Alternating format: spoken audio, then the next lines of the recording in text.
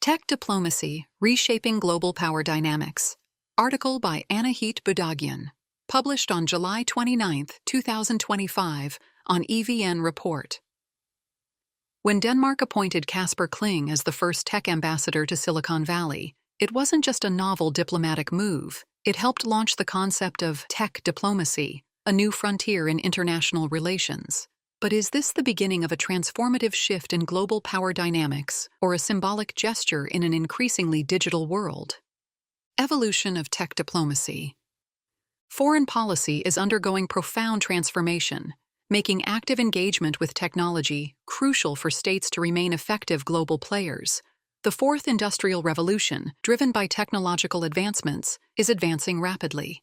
Tech giants like Google, Amazon, Meta, and Microsoft now influence international norms and regulatory landscapes with a reach that rivals, and in some cases surpasses, that of traditional state actors. In this fluid era, a new arms race centered on technological advancement is emerging between nations, reshaping their international relationships. Traditional diplomatic attachés struggle to keep pace with rapid technological change. In response, governments are appointing tech, digital, and cyber diplomats to assert influence in the digital realm. Though these roles have distinct definitions, they are commonly grouped under the single umbrella term of tech diplomacy. Techplomacy, Denmark's term for tech diplomacy, reflects the country's goal to establish a presence and gain access to major tech corporations, ensuring it has influence in shaping global technological trends. Based in Silicon Valley, the Danish tech ambassador focuses on regulatory matters, cybersecurity, and expanding Denmark's soft power in developing countries. The role also provides early insight into emerging technologies, enabling it to assess risks and collaborate with the private sector on national defense priorities, including cybersecurity, data protection, and digital infrastructure. A key objective is to engage directly with companies responsible in these domains, such as Microsoft for tech ethics, OpenAI for AI governance, and Cisco Systems for digital infrastructure. Alongside these bilateral efforts, multilateral and community-based tech diplomacy approaches are also gaining momentum. The Tech Diplomacy Network and NASA's Artemis Accords exemplify this trend. These platforms bring together governments, civil society, academia, and the tech industry to collaborate in both technological and geopolitical spheres. They promote international cooperation in space by establishing standards for transparency, sustainable space exploration, and shared regulatory frameworks. These initiatives demonstrate how tech diplomacy is evolving beyond bilateral engagements into broader, more inclusive models that address shared global challenges and ambitions. To put it bluntly, Kasper Kling stated, referring to the vital alliance between technology and diplomacy, there is a need to stick together because any alternative is quite frightening. Others soon followed: UK, China, UAE. Joe White, the UK's former tech envoy to Silicon Valley, described his role as a clear signal that Britain was reasserting itself on the global stage. The UK sees tech envoys as a way to deepen ties with the tech industry, attract investment, influence regulatory frameworks, and support national defense strategies. Building on this approach, the government later appointed James Cleverly as tech envoy to the Indo-Pacific to strengthen partnerships with India and South Asia, broadening the UK's global tech presence. China offers another illustration, with tech envoys deployed to nearly 50 countries under its Ministry of Science and Technology, MOST.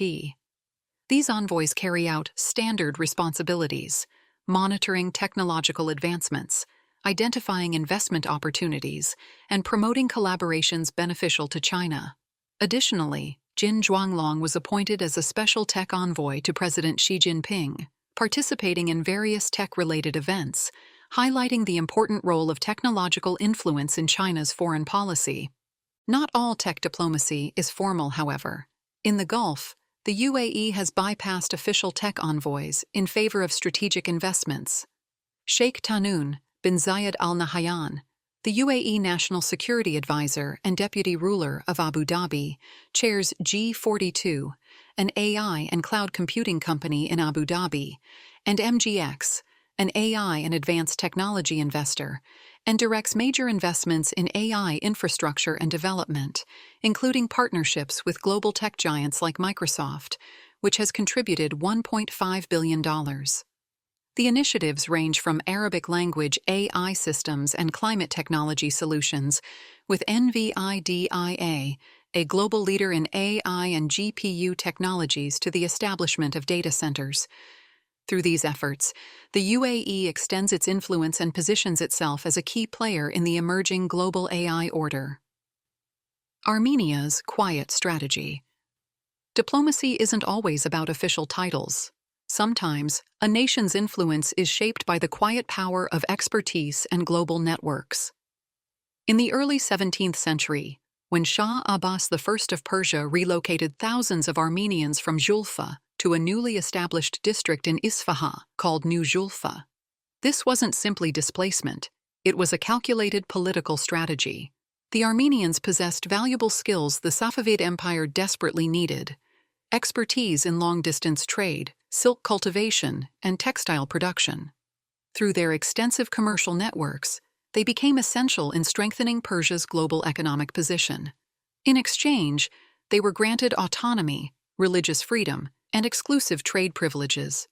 This episode shows how a small, skilled community, armed with knowledge rather than military might, can rise to diplomatic prominence.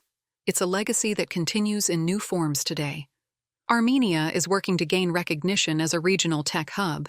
Organizations like the Union of Advanced Technology Enterprises, UATE, lead this effort, aiming to transform Armenia into a high-tech powerhouse. Through initiatives in business development, education, and international expansion, Armenia's approach relies heavily on collaboration.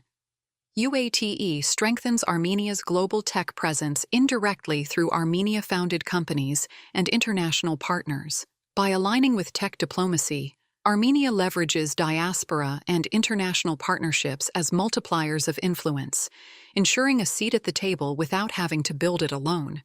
With significant diaspora communities in Los Angeles and San Francisco, Armenia benefits from influential diaspora-led companies, a form of diaspora diplomacy. Startups like Service Titan, PixArt, and Crisp AI serve as informal tech ambassadors, connecting Armenia to international markets, investments, resources, and recognition. Even without official tech diplomats, this strategy allows Armenia to leverage its voice through global corporations. A prime example is the recent partnership between NVIDIA, Firebird, a tech company driving innovation in Armenia, and the Armenian government. This collaboration includes a $500 million investment to establish AI factories in the country. Beyond creating a regional supercomputing AI hub and data processing center, this initiative showcases Armenia's active participation in global AI advancement and confirms its position as a regional center for innovation and technology. The Armenian Virtual Bridge, launched in 2020 by the Ministry of High-Tech Industry and AGBU Silicon Valley, was an early attempt to formalize connections between tech communities in Armenia and Silicon Valley. The program aimed to connect Armenian tech startups with international ecosystems through incubation, acceleration, and mentorship opportunities. Despite its early promise, supporting 15 startups and partnering with Draper University, the initiative failed to develop into a sustained platform. This case serves as a warning that without sustainability, the full potential of diaspora and global tech collaboration remains unrealized. Yet relying solely on diaspora ties may not be enough in a competitive global landscape where major tech firms prioritize large markets. The key challenge is balancing informal networks with the need for an official presence and a clear strategic direction. The Diplomatic School of Armenia, operating under the Ministry of Foreign Affairs of Armenia, increasingly focuses on equipping diplomats with technological knowledge. This ensures representation in global tech policy discussions and advocacy for national interests. Armenia's recent joining of the Artemis Accords demonstrates the country's growing engagement in tech diplomacy, a strategic priority area. Additionally, public-private initiatives like the nationwide flagship EdTech program Armath and the Center for Creative Technologies, TUMO, are gaining international recognition. These programs have already become tools of Armenia's soft power in the global tech and education landscape, projecting the country's influence and values worldwide. The game is changing, whether we're ready or not. Emerging technologies are becoming as influential as politics. In contemporary society, citizens need a basic understanding of technology, much like they need a foundational awareness of political systems. Diplomats, whether serving as ambassadors to Silicon Valley or as tech envoys abroad, benefit from a strong understanding of technological developments. The future of tech diplomacy likely belongs to those with hybrid profiles, engineers who possess management experience and diplomatic skills.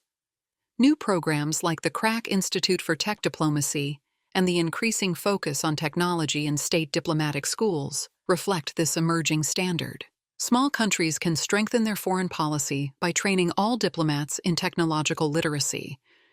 This doesn't mean learning programming, but rather developing a deep understanding of the strategic importance of digital assets like data centers and local cloud infrastructure.